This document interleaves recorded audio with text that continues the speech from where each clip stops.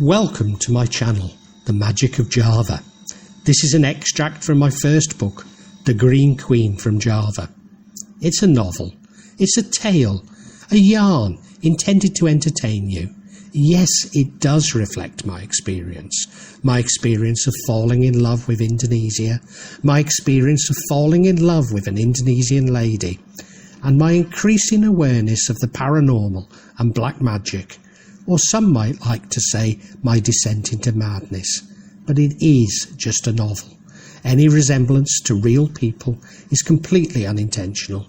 Yes, it's based on my experience, so yes, it's based on people I've met and know, but amalgams or caricatures of them.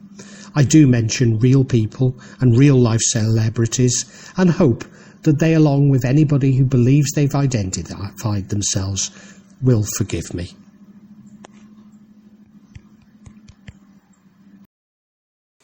I grew up feeling an outsider, somehow different, maybe special.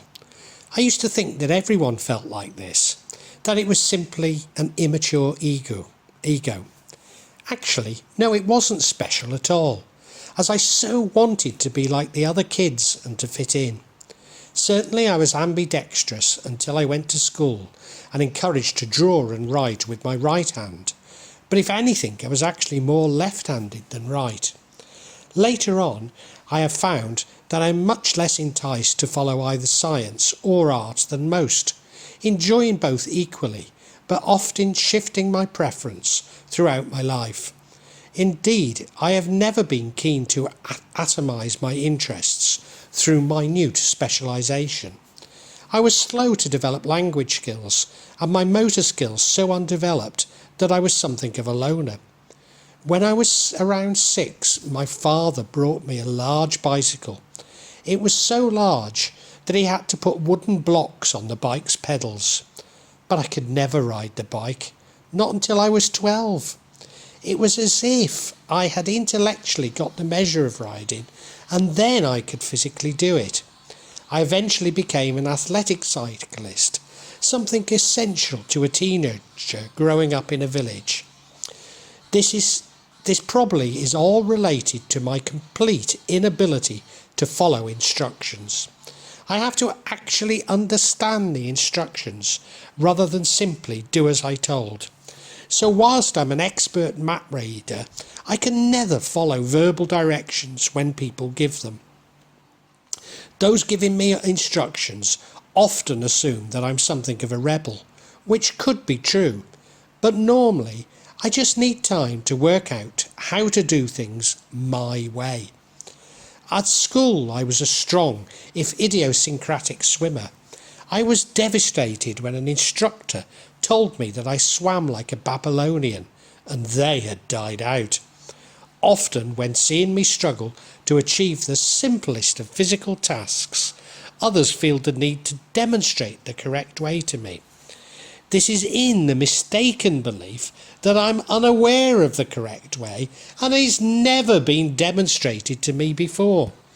My father would play cricket with me for hours and hours to improve my motor skills, and I would throw a ball against a wall, sometimes all day long, to improve my hand and eye coordination. I ended up the best batsman at the village school. In my latter years, my partner would criticise me for this and that. Well, anything I touched, did or said, and quite possibly if I even thought, if I'm truthful in the end. I remember one Sunday I decided to count how many times she would tell me off in a day, but gave up counting when I got to 40. When faced with an impasse, I behave as Maddie does, and simply retract into myself, never repeating the act that has drawn such criticism, and given my inability to follow orders, such impasses are common. You see, we both naively want to understand the world, but when we are rewarded and punished for things that we don't see the meaning of, we give up on independent logical inquiry. That is probably why my former relationship ended. I'd withdrawn from almost everything, including myself. There was simply no point in continuing, even to live. My partner had insisted that I cut my nails while seated on the toilet, something very difficult for a 50-year-old to perform, shave my hair crouched down in a minuscule space in the utility room, and I was forbidden from eating kimchi, something I do each morning now. In fact, prior to my partner throwing me out of our home, she had restricted me to living on a bed by making me feel uncomfortable anywhere else in my own home, as every surface had been piled with her belongings to sort, but they never were. Behavioural psychology is wasted on me. The more people reward or punish me, the more confused I become. So when my relationship became nothing but punishment, there was no relationship and no way to recover it. But of course I'd already met Maddie and knew that life could be so different, so happy and loving, without any underlying agendas, or at least none that would not be laughed off as false desires. Goodness knows what Pavlov would have made of me, as I'm disinterested in reward, or maybe just so selfish I put recognition beyond materialistic reward. But of course behavioural psychology is purely Newtonian science, rejecting any notion of consciousness and simply focusing on what can be readily observed and measured. I remember a near-death experience in Newquay, West Wales, with its brightly coloured buildings. I'd waded out into the sea before I'd learnt to swim like a Babylonian. At the time, there was a raft anchored to the seabed, which swimmers dived off. It looked so alluring. Before I could reach the raft, I was swept up by my feet by a wave and could not get back on them. A swimmer, probably from off the raft, rescued me, and I remember being passed along a line of people to the shore and the safety of the family. I remember a mouthful of salty water, but don't seem to think it had a major effect on me. I do have a memory, maybe false, of seeing my short life come before my eyes, but not a tunnel, nor bright light beckoning me. Long after writing this, I recalled whilst an undergraduate being in a car which rolled numerous times. I do remember thinking, this is what it's like to be in a fatal car accident, but was largely unaffected. Certainly I have not given any thought until writing my story, nor that I'd been the first to arrive at a motorcycle accident involving a teenager from the youth club. Just a year older than me, I comforted him until the ambulance arrived, in which he died.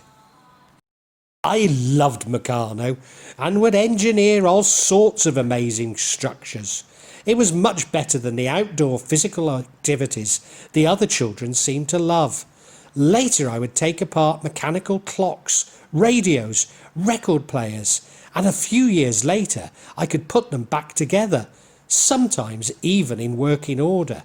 But my real love was my first school atlas, a red fake leather bound edition by Collins.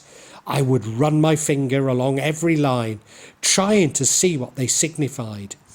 I remember learning that Middlesbrough was the centre of the chemical industry, but no mention of Northwich, which was close by. Although this was well prior to my fascination with Blade Runner and Middlesbrough's cityscape. Had it not been, I would have taken more interest. But the more exotic the location, the better. My mind was transported to palm-fringed beaches with coconuts, although they were brown and hairy, like the only ones I'd seen at the fair, and not the green-skinned coconuts that were found on such beaches. If only I'd known that coconuts were actually green, I would have been even more attracted to this image, as at that age I was enchanted by the colour green. The strange thing was, despite knowing all about Malaysia, as a distinct uncle called Gerald had left me shares in the Kuala Lumpur Rubber Company, I knew nothing about Indonesia. Amongst British people, we all know of Malaysia, a country with a population no bigger than Greater Jakarta, or Singapore, a smaller area than an island on Indonesia's biggest lake, but know nothing about Indonesia. In fact, whilst many people are aware of Bali, few know that it is in Indonesia, or if they do not understand that it's simply a small island in the giant archipelago, Nusantara, that makes up the country.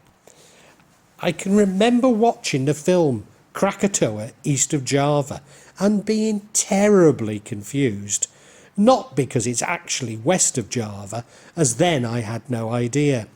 No, it was because the imperial power was neither British, French, German nor Spanish. So where could they be from? Some, but not all of the locals looked Chinese. Maybe the others looked a little Chinese, but they wore turbans, somewhat like Indian Sikhs. I was completely confused. Many Filipino extras were used in Hollywood westerns to play Native Americans, which may explain why these Indonesians also reminded me of Apaches. Although given that it was filmed in Madrid, in all probability I was simply confused. I also remember seeing President Sukarno on television. It was a powerful image. I recall asking my father why he wore sunglasses and carried a stick, tomcat, as they seemed to have a connection to something I could feel but was unaware of. By the time I watched The Year of Living Dangerously, I knew it was Indonesia, despite being filmed in the Philippines, but knew little more about the country, and still got it confused with The Quiet American, which was largely filmed in Italy. Perhaps it is now appropriate to explain to the reader that whilst mostly ocean, Indonesia is roughly the same size as continental US, from north to south and east to west.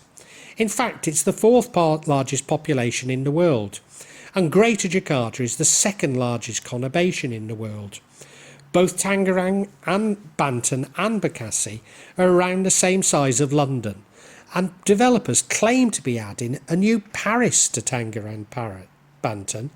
At least 500 languages are spoken, with nearly as many ethnic groups in Indonesia, whose skin colours range from dark black to near white. So whilst the Manadoese and Sunda have pale, almost Chinese complexions, those from Central and East Java have darker skins like people from Central India, whilst Papuans are dark with African skins. Such differences may seem insignificant, even racist, to the Western reader, but they play an important influence in Indonesian society. In British terms, if we think of the differences between the English, Scots, Irish and Welsh, we have no problem in making sweeping statements about their differing characteristics. The same is true in Indonesia, but with skin colour also an important clue to this identity. These changes can occur within just 100 kilometres, so skin colour is often the signifier of ethnic and therefore cultural background. Although Indonesians are somewhat preoccupied with the difference between pre-Burmese and Chinese, the truth is that many pre-Burmese will have ancestry from India, Arabia, especially the Hadramaut, Portugal, the Netherlands and even China.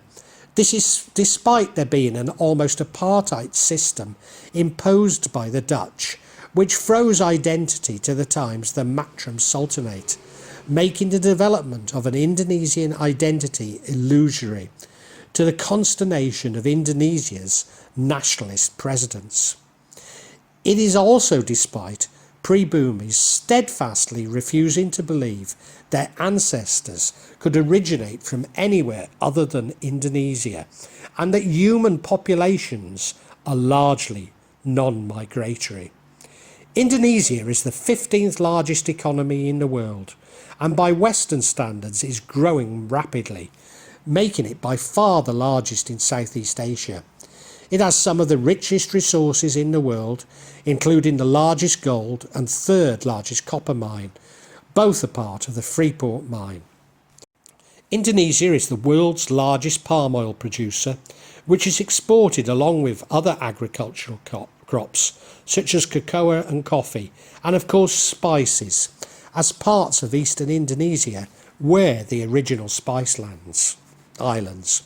Although underdeveloped, the industrial sector is rising fast, accounting for around a fifth of gross domestic product, with Indonesia increasing its export of industrial goods across the region and of apparel, especially to North America. Inequalities, while staggering, are similar to those in the US, meaning that, particularly in Jakarta, some of the world's richest individuals live. Despite Indonesia's overpowering statistics, I have to explain to people in the UK that it's between Australia and Singapore. I remember once doing this and the response was, "Oh yes, all those little islands." And yes, Indonesia does have many smaller islands.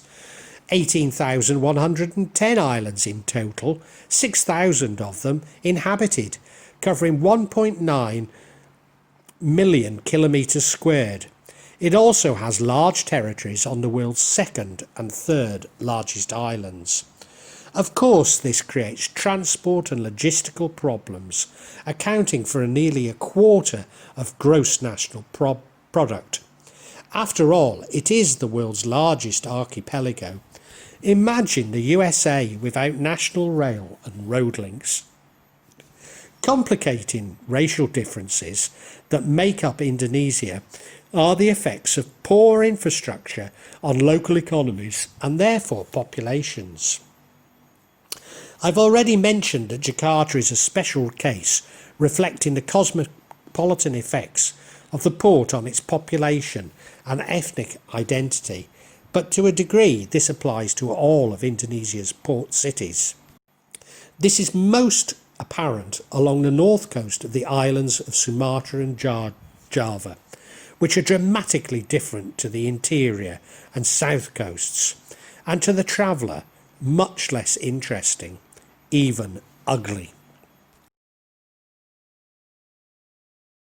My own salvation came from Northern Soul and Red and Browns. I could be an outsider, even something of an outlaw, but was also part of a counterculture family. Although so many of my new friends died young, often from drug overdoses, it afforded me to indulge in my obsessive compulsive behaviour through record collecting, despite shunning the more obvious anoraks, as my behaviour is quite a personal affliction.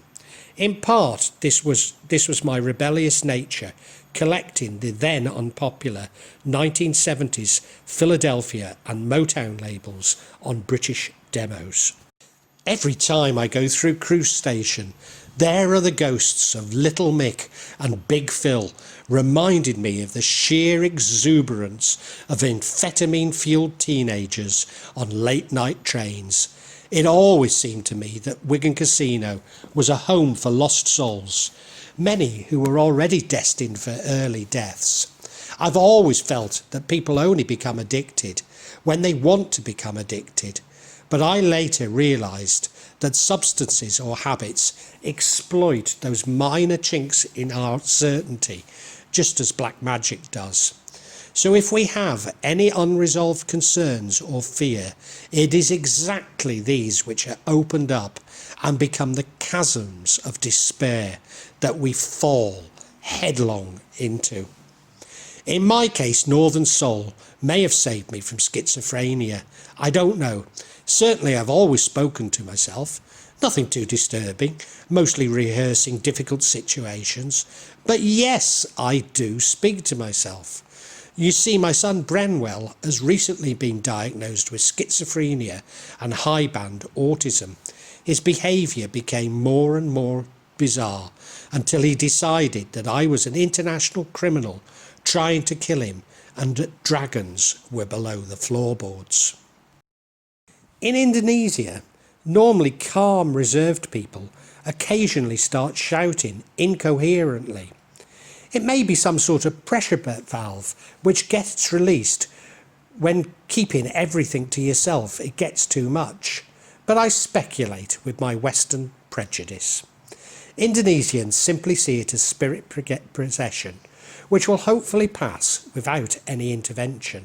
If it does last one, as in the same situation as Budi and Made, there are perfectly normal ways of dealing with it, which never get defined as mental illness. Certainly, this is the very reason why people pray once a year to Gunung Kidul in Made's home desa. Indonesia has the highest rate of schizophrenia in the world. It is more serious and interpreted that a spirit or spirits have taken over the very soul. But again, there are ways of dealing with schizophrenia. Isn't this more humane than our attitude in the West? Of course, if everything fails, the treatment is not always humane, and patients may be chained to a bed and forgotten about. So I would not wish to claim any exclusivity on compassion, simply to suggest to the reader that there could be other explanations and treatments. I mentioned earlier that Made's father and many others in the desa were killed by a neighbour who also enticed her sister down a well. If you hadn't already guessed, this was black magic, not murder as we would understand it in the West, but pesugian, offering others to spirits to secure wealth. Maddie's sister is still troubled, as were all her family at the time, with the exception of Maddie, who escaped the effects. Maybe her sister would benefit from Western mental health care, but leaving her to heal seems equally compassionate. Another form of pesugian is to place the head of a dead baby outside one's home. This is thought to be particularly successful if the baby was born on one of Java's holy days, or a teenage virgin girl, and is responsible for grave robberies and occasional abductions and infanticides in Java. In 2012, 24 children's graves were robbed in Bunasari, a suburb of Surabaya, close to the airport. Maddie visited the treacherous neighbour, who embraced her, as no one else in the desa had spoken to them in many years. I am not at all sure if the Indonesians have an equivalent of sending somebody to Coventry, but let me get in there first and nominate Tangerang Banten for this tribute. The neighbour and Maddie ate together, and Maddie explained that her life was worthless and that they should take hers, not those of her family. The neighbour understood this to be impossible, as black magic can never triumph over such a good person, which is why our current problems are so ill-conceived. We will win, just as Pa Anggapaya tells us. I was tempted to think that the desa had got everything wrong about the neighbour and victimised this poor family, but Medi tells me that in their kitchen she felt the power and knew that black magic was indeed being employed. You will have realised by now that I'm exploring the boundaries of my new knowledge, but while I am, I should continue. I was going to write that this was not a knowledge that I had sought, and it had been thrust upon me, but if I'm honest with myself, that's not entirely true, albeit that I'd never sought to understand the darker forces at play. Branwell was born following a visit to Mira Grosser's grave in Havana's Colon Cemetery.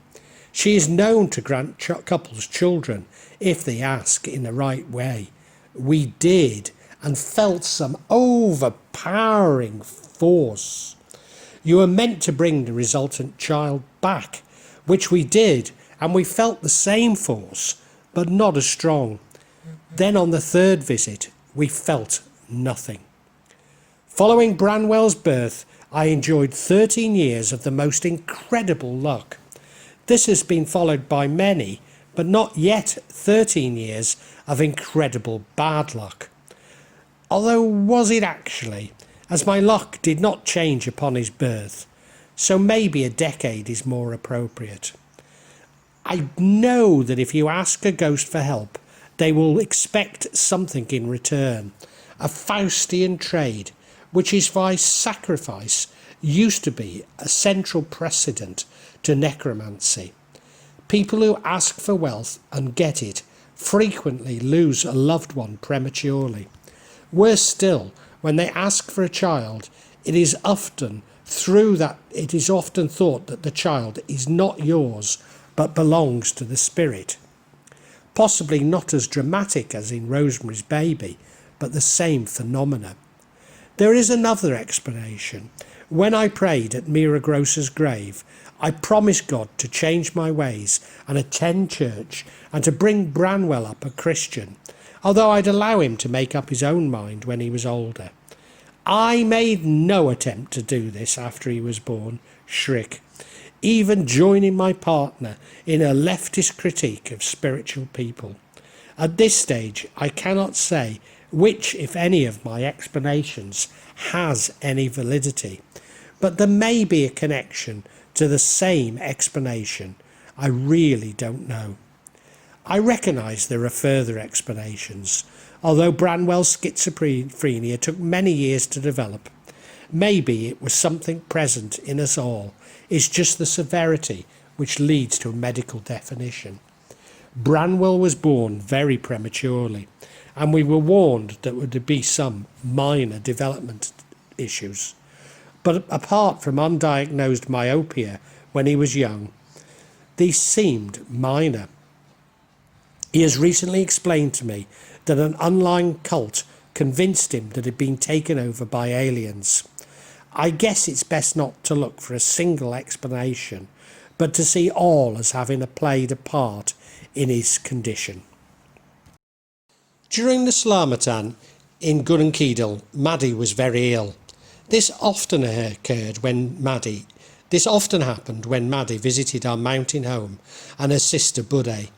Mas Pradipta and Budde had taken up temporary residence in our home to complete the finishing and decoration and lay the garden, both of which he is brilliant at, given his work as a wedding organiser. The spirit would jump immediately from Budde to Maddie. Later this would happen simply when Maddie spoke to Budde on the phone. Maddie spent the entire Salamatan burping. Then, when the ceremony finished, I saw a youth run into our bedroom. He was completely silver, like he'd been covered in tinfoil, the non-shiny side facing outwards. I knew he was simply naughty, not evil, but there was something significant to it. I now believe this was simply a warning to protect ourselves, as I now imagine myself and our homes wrapped in metal cages for protection, and my adversaries wrapped in tinfoil, shiny side inwards, reflecting their misdeeds back to them. Certainly when his ghost is present, others will join, if only to see what is happening. This explains why Pa Angabaya found our home overrun with ghosts, and why I had seen a man in brown at Chez Frank. This also explains why Titi had been targeted outside the Chinese gold exchange. The Chinese owners are using ghosts to protect their gold, but when Maddie walked past them, they became interested, and Titi was the weakest link. Poor Titi. Now that they have found her, it is unsafe to walk past that store again. What happened next was the most shocking. Maddie was speaking to me on the bed, and almost mid-sentence fell asleep and started screaming out from her nightmares. This was to repeat itself many times for around 2 weeks, and then again months later. Her dukun brother rushed in, muttered some Kajawan prayers, then grabbed Maddie's big toe and thumb and said more prayers, rubbed the thumb, and it was gone, but it returned the next day. The next evening, Maddie's brother performed a more sophisticated ritual, wearing the trilby we bought for him in Bandung, once again removing the spirit from Maddie and then me. But he couldn't with me.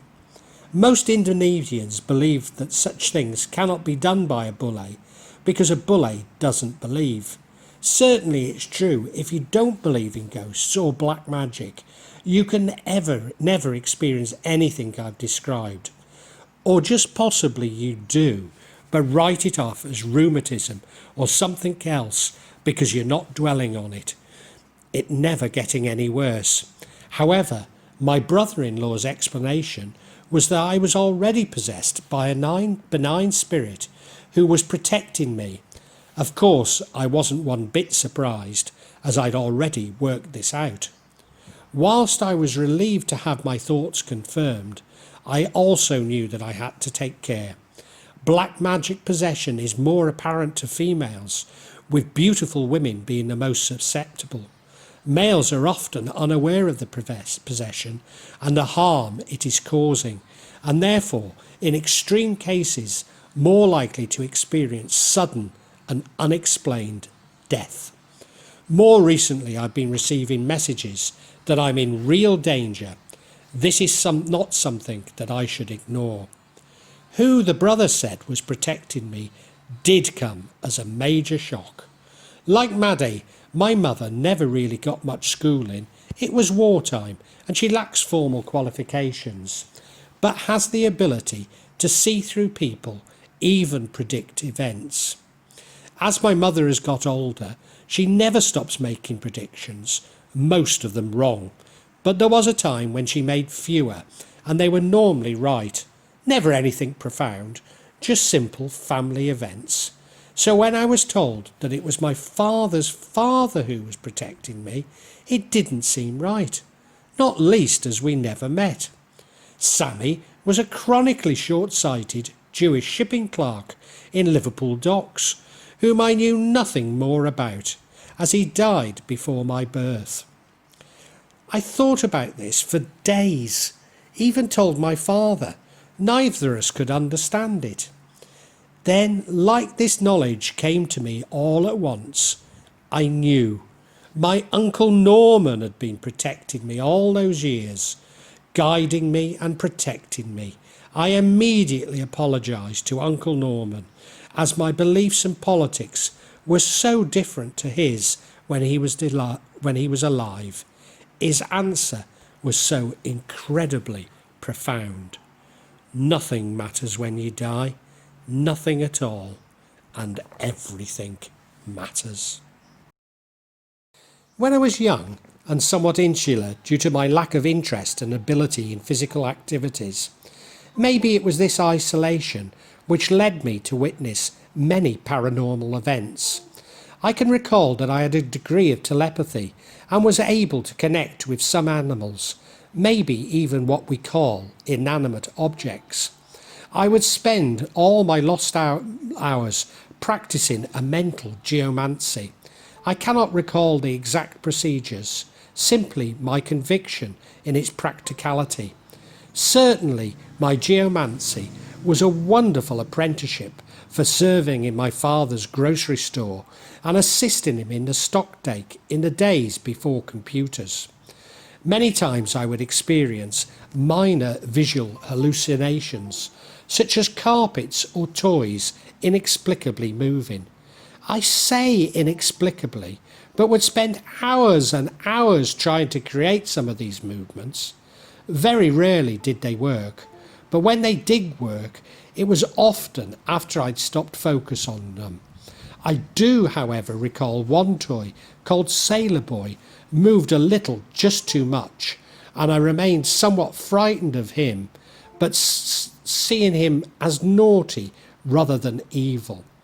Maybe this was all related to my lack of interest in physical activities, for I can recall wishing as strongly as I could to achieve a particular feat, but unlike my toys or other people, it never responded. As I grew up, I forgot about these experiences and how I created them. This probably occurred when I was around 9. The year Smith of Wootton Manor was published. It was time to pass on, at least temporary, to Master Cook Notes. One of the most extraordinary hallucinations I still remember was seeing an older boy from the village on a bike being chased along the road with what appeared to be a biplane, but without wings. At the time I loved wacky races and probably rationalised this vision by reference to Red Max. I guess today we would all interpret this as a UFO, but I didn't and somehow still don't. I also had recurring dreams, like the ability to jump very long distances.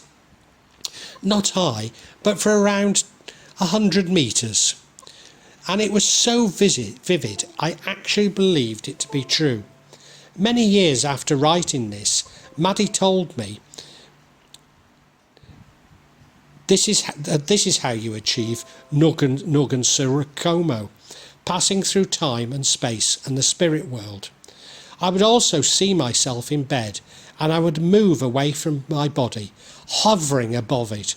I would even leave my bedroom and home through the first floor small window and wander around the silent village in the dead of night before returning to my bed and body.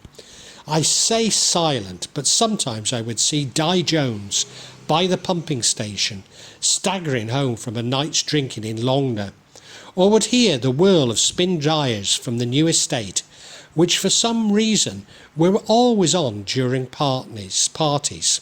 But mostly all I saw was animals, especially cats, mesmerised by my presence, like an animal caught in a car's headlights. Was this simply the young brain developing?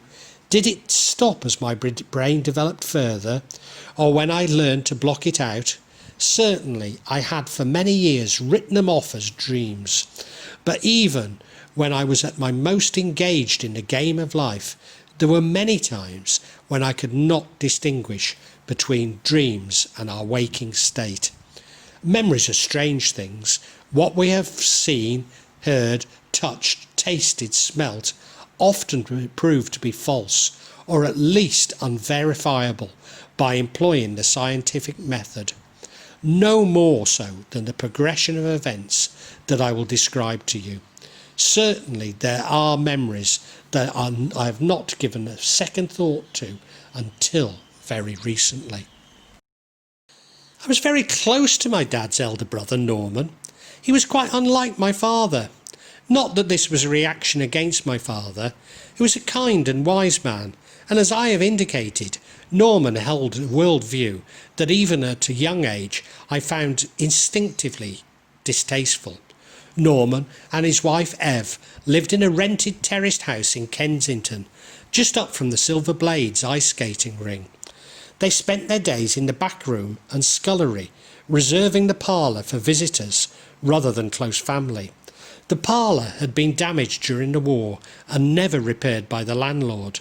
I suspect it simply meant that it had damp, but I rarely saw inside and never went inside, so I cannot be completely sure that a large piece of ordnance, courtesy of the Luftwaffe, was not embedded in its floor.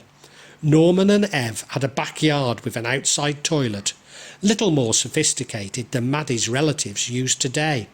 But I was always a little frightened of this outside toilet, as Maddie was of hers, albeit that pythons and tigers are rare in central Liverpool. Whilst they did use toilet paper, I can remember torn pages of the Liverpool Echo being hung there in the place of regular paper, which even then would have been eisel rather than the soft paper I was used to. Along with all British cities in the 1960s, Liverpool was undergoing dramatic change. I recall buildings blackened with soot, being shuttered as renovations were made, and any city bomb sites being developed into shopping precincts as the middle classes pressed to the suburbs. My most endearing memory is of seeing Pinky and Perky in Lewis's department store. Pinky and Perky were puppet pigs who topped the hit parade around the same time as the Beatles. But just as the real Bali is an illusion, so too were the swinging 60s in Liverpool. It was a period of rampant sectarianism when two pigs topped the hit parade. Although I do remember seeing my first girl in a miniskirt on Prescott Road and Norman being so disgusted that he nearly crashed the car before making a 3-point turn to nourish his moral outrage. Somehow, Liverpool was distinctly different to Shropshire, especially my earliest memories. Shropshire was constantly in summer, with the sound of bumblebees and the smells of fresh garden mint and my father's prized chrysanthemums. In Liverpool it was always autumn and drizzling. The sound was of ladies' gossip, the smells of vinegar on newsprint and smoke. In Shropshire, Frank Ifield's I Remember You urged us on to a brighter future, despite the lyrics, punctuated by the Archers theme tune from a slightly deaf neighbour's home, whilst in Liverpool Ronnie Carroll's Roses Are Red My Love seemed rooted in the past along with the city. The images of these two Britons was only punctuated when at a guest house in Colwyn Bay, where I heard Radio Caroline for the first time. It was a number of years before the country woke up, with the splitting of the light service and broadcasting Mike Raven even to our forgotten village. Although I was also reminded of this feeling when I was appointed a sales rep for the south east of England. Many years later, somehow it was always summer on the A338 and A283, with no sign of satanic mills. I have no idea why Norman and Ev did not join the property-owning classes, but they stuck with their rented wartime home, defiant towards the obvious decline in Kensington. Uncle Norman worked as a travelling salesman for shoes and leather goods in the days before travelling salesmen had cars, and so he travelled by trolley bus to Lime Street Station and then by train to the world beyond. Later, Norman was given a car, in which he kept a revolver, as carjacking was then prevalent during the nights when driving across the moors. His company were wholesalers, owned by a Jewish family, who treated Norman as a part of their extended kosher family. The family married into the Makins, whose son Rex became a celebrity solicitor and neighbour to Brian Epstein. I know that Norman's territory included Stoke-on-Trent, as his modest home was full of the most wonderful china. I do seem to remember my father telling me that his eldest brother had no savings, preferring to spend his money on china and gold charms for Ev's expanding bracelet. Collecting china was a passion I developed, although I seem to remember it was there from when Norman first showed me his collection, the idea of collecting and categorising appealing so much to me. Norman was a very prominent Freemason. Indeed, he held the title of Grand Wizard of the Sceptre Lodge. When I've spoken since to Masons about him, they always correct me saying, "You mean Grand Master," which he may have been, but he also held the title Grand Wizard.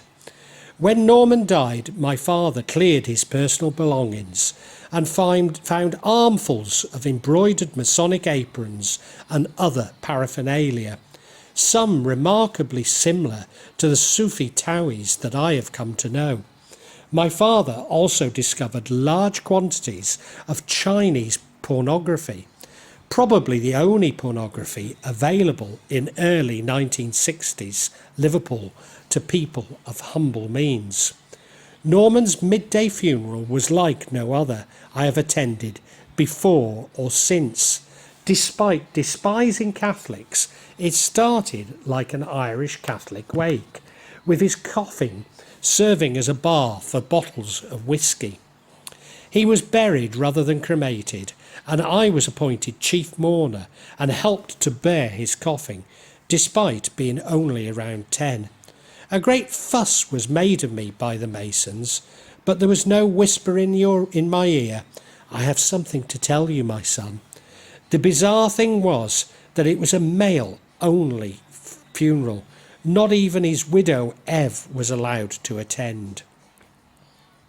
Having revealed all this, I feel compelled to say that all of the Liverpool Freemasons I met seemed to be good, honest and hard-working people who treated Ev well upon his death.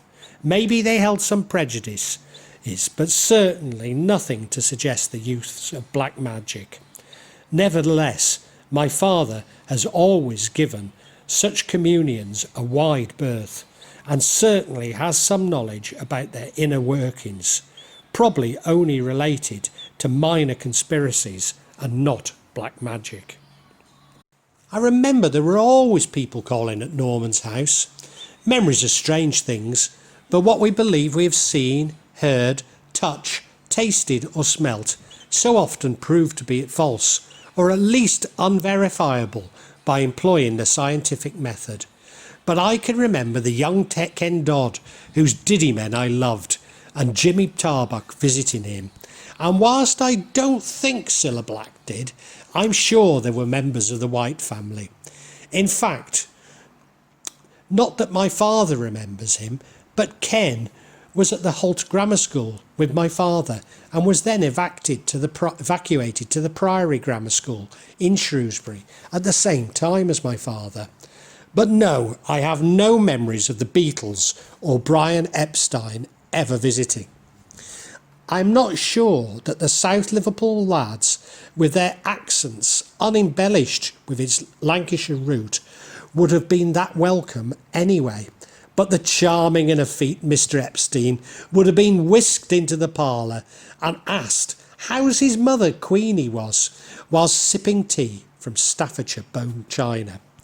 I don't know why people visited, but the conversations were always about crime and the belief that if Catholics had smaller families, there would be less of it. A part of the reason for not knowing the true nature of the visit is they were always spoken in hushed tones, as women did when discussing women's problems, but without the resultant nod towards their lower regions and attendant purse lips. Norman kept a truncheon and whistle by his bed that the chief constable had given him. Norman loved Chinese food, with Liverpool's Chinatown being one of the few in the UK, which must have been where he got his pornography from. I can remember one Sunday driving through Liverpool late, and at the lights a car full of black males pulled up. He was incandescent. Not only that they should have a car, but one considerably bigger than the Fiat 500 he'd bought himself, even though it would have been difficult for them to buy a smaller car. Many years later, I bought one of the new Fiat 500s, which I craved the moment I saw them. Was this the unconscious Uncle Norman influencing me? In my mind, I've pieced all this together, that he was the Grand Wizard of Liverpool, working with Chinese and Jewish Kabbalah mystics to protect themselves from the magic of Liverpool's African and Irish Catholic communities. The more I think about it, the more convinced I am that there is some truth in this, but again it's pure conjecture. After the early 1960s were times of great change and experimentation in Britain's cities, when many of today's black magic practices were rediscovered. Not least as Gerald Gardner, originally from Blundell Sands, appeared on Paranormal in 1958, outlining his Wicca religion and being accused of organising orgies. My use of the word religion is deliberate, as such practices run parallel with religion, even incorporated with established religions in much of the world. But Gerald's legacy is in the UK that we see black and white magic as distinct and as religions. I also remember Norman and Ev frequently talking about the Old Testament characters, including those from the Book of Enoch. Certainly, I am discovering that what powers that I do have